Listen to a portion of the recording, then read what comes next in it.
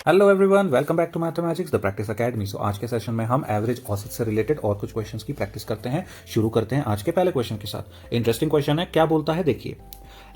Average monthly expenditure of a family is 2200 during first 3 months. एक family का average monthly expenditure खर्चा जो है वो 2200 रुपए है पहले 3 महीने के अंदर। 2550 ड्यूरिंग नेक्स्ट 4 मंथ्स, अगले 4 महीनों के लिए उसका एवरेज एक्सपेंडिचर है 2550 and 3120 during last 5 month of the year, और आखिरी के 5 महीनों के अंदर 3120 रुपए हर महीने का उनका एवरेज एक्सपेंडिचर खर्चा होता है। टोटल कितने महीने हो गए? 3 महीने प्लस 4, 7, 7 प्लस 5 कितने हो गए? 12। यस, तो हमारे पास में एक पूरे साल का इन्होंने एवरेज एक्सपेंडिचर दे दिया है, बट टुकड़ों में। 3 महीने, अगले 4 महीने, अगले 5 महीने के अंदर। ठीक है, आगे पढ़ते हैं। If the total saving during the year is 1260, अगर उस फैमिली की total saving during the year, पूरे साल की सेविंग 1260 रुपए है, what is the average monthly income? उस फैमिली की एवरेज मंथली इनकम कितनी है? ओके, ठीक है जी, सिंपल क्वेश्चन है, सॉल्व करना शुरू करते हैं। एक एक चीज फॉर्मूले में पुट करते जाएंगे, आंसर आता जाएगा। पहली चीज हमें क्या चाहिए? एवरेज मंथली इनकम चाहिए। एवरेज मंथली इनकम निकालने के लिए, एवरेज मंथली निकालने के लिए हमें total income divided by total month चाहिए होंगे। यस, क्या बोला मैंने? मंथली एवरेज इनकम निकालने के लिए हमें total income divided by total month चाहिए होंगे। क्या आपके पास टोटल मंथ गिवन है? हमें क्या बोल रहा है वो?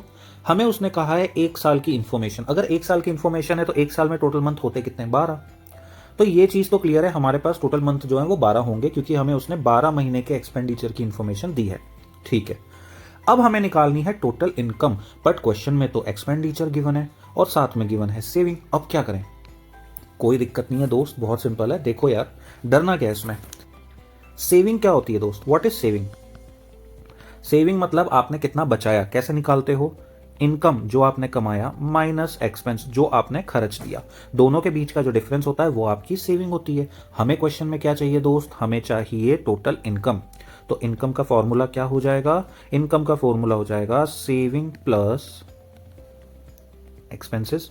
ठीक है, हमें सेविंग गिवन है कितनी? 1260 रुपए, प्लस हमें टोटल एक्सपेंसेस चाहिए होंगे। टोटल एक्सपेंस आप कैसे निकाल सकते हो? इस गिवन इंफॉर्मेशन के साथ में हम टोटल एक्सपेंसेस निकाल सकते हैं, क्योंकि हमें एवरेज दिया हुआ है। Okay, done. ठीक है, ठीक है, ठीक है। तो शुरू करते हैं एक एक को सॉल्व करना। पहले 3 महीने की average 2250, so total of first 3 month कितना हो गया? 2200 इंटू 3। क्यों लिखा मैंने? क्योंकि 3 महीने का एवरेज है 2200 रुपए, तो टोटल हो जाएगा 2200 into 3 which is equal to 6600।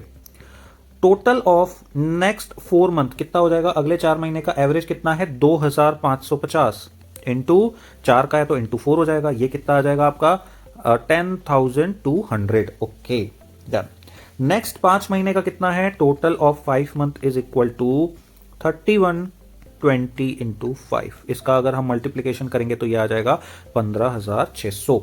Okay, तो टोटल एक्सपेंडिचर कितना हो गया पूरे साल का? इन तीनों की अब आपको क्या करनी पड़ेगी? जोड़ लगानी पड़ेगी। इन तीनों की जैसे ही जोड़ लगाएंगे कितना आ जाएगा आपके पास में?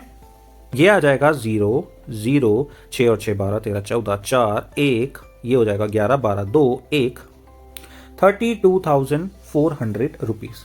ठीक है, 32,400 रुपए। लेकिन ये हमारे पास में क्या आया है दोस्त? टोटल एक्सपेंस आए हैं। हमें क्या निकालना है? इनकम। इनकम के लिए हमें क्या करना पड़ेगा? उसमें सेविंग भी ऐड करनी पड़ेगी। सो जैसे ही मैं 1260 इसमें ऐड करूंगा, अब कितना हो जाएगा मेरा टोटल इनकम? सो मेरी टोटल इनकम आ जाएगी 0 6 6 3 3, 35,660 रुपए। ठीक है दोस्त, यहां तक क्लियर है? अब बस इसको क्या करना है? ये फॉर्मूले में पुट करना है। कितना हो जाएगा मेरे दोस्त? फाइनल आंसर हमारा 33,660 डिवाइडेड बाय 12। ये आपका आंसर आ गया। सॉल्व करते हैं। 12 से कैंसिल होगा कितनी बार? 12 से कैंसिल हो गया 2 बार, फिर आगे आ गया 8, फिर आ गया 0, फिर आ गया 12 पंजे 60। 2805 option number 3 is the correct answer. ठीक है दोस्त, इतना सिंपल था ये क्वेश्चन। नेक्स्ट क्वेश्चन की तरफ मूव ऑन करते हैं। क्वेश्चन क्या बोलता है, मीन ऑफ 9 ऑब्जर्वेशन इज 16। कोई 9 नंबर हैं जिनका मीन एवरेज जो है वो क्या है, 16। 1 more observation is included and the new mean becomes 17। एक और ऑब्जर्वेशन उसमें जैसे ही इंक्लूड करते हैं नया मीन क्या बन जाता है, 17। द 10th ऑब्जर्वेशन इज, तो 10वीं ऑब्जर्वेशन जो हमने ऐड की है वो क्या है। ठीक है, बहुत ही सिंपल क्वेश्चन। कैसे करेंगे देखिए, कोई भी 9 नंबर का मीन जो है वो 16 है। ठीक है, मतलब एवरेज 16 है। ठीक है, नंबर ऑफ ऑब्जर्वेशन कितने हैं, 9। ठीक है, तो टोटल नंबर कितना हो गया, total sum of these numbers कितना हो जाएगा दोस्त, 16 इंटू 9 इज इक्वल टू 144। अब यहां पे एक शॉर्टकट आपको यूज करना है। शॉर्टकट क्या होगा, देखिए मेरे साथ में, जो 9 नंबर हमें दिए गए हैं उसका टोटल है 144। तो 144 के अंदर ऐसा क्या ऐड किया जाए और उसको 10 से डिवाइड कर दिया जाए कि हमारा आंसर 17 आ जाए। क्यों बोला मैंने ऐसा, देखिए एक और ऑब्जर्वेशन ऐड करने के बाद नया मीन क्या हो जाना चाहिए, 17। तो मैंने एवरेज 17 लिख दिया। हमारे पास ऑलरेडी 9 ऑब्जर्वेशन दी हुई है, अगर हम उसमें एक और ऑब्जर्वेशन ऐड कर देंगे तो टोटल ऑब्जर्वेशन कितनी हो जाएगी, 10 हो जाएगी। तो मैंने उसको डिवाइड बाय 10 कर दिया। मतलब हमें सिर्फ ये एक नंबर कैलकुलेट करना है। कैसे आएगा दोस्त, ये नंबर आ जाएगा, मान लीजिए x। ठीक है, so x is equal to 170 minus 144 is equal to 26। Option number 3 is the correct answer. बस ये करना था आपको। ठीक है, देखो दूसरा तरीका क्या होता है इसके अंदर कि आप यहां पे एक एक वैल्यू को पुट करते, हर वैल्यू को पुट करके देख लेते, जहां पे भी डिवाइड बाय 10 करके आंसर 17 आ जाता वो आपका आंसर हो जाता।